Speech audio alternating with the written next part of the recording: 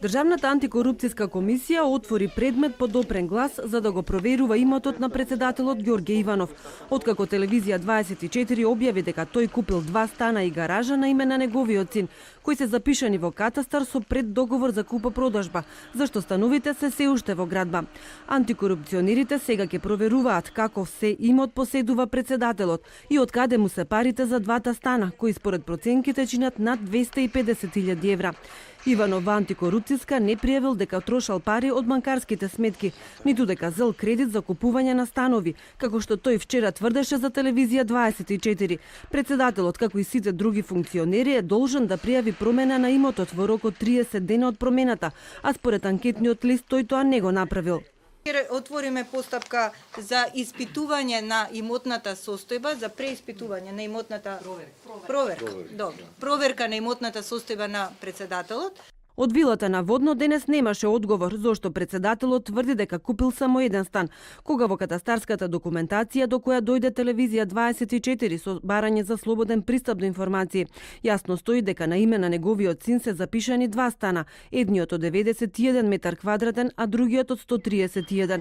Дополнително е купена и гаража од 23 метри квадратни. Од кабинетот само Кусо ја поздравија најавата дека антикорупцијска ќе ја проверува имотната состојба на Иванов.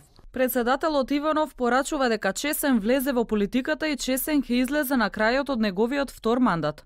Ја охрабруваме Државната комисија за спречување на корупцијата да постапи по овој случај.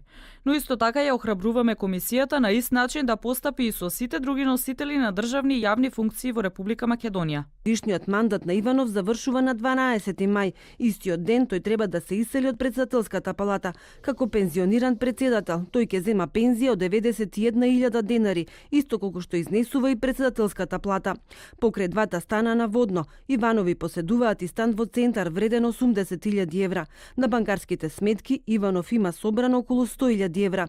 Неговиот син 35.000 стекнати со продажба на имот. Сопругата Маја пак во банка има 2.000 евра. Иванов дојде во председателската вила со поддршка на дел од професорската фела и од ВМРО ДПМН. Заминува како председател со оспорен легитимитет од страна на политичките опоненти, но и од дел од истата професорска елита што своевремено го поддржа.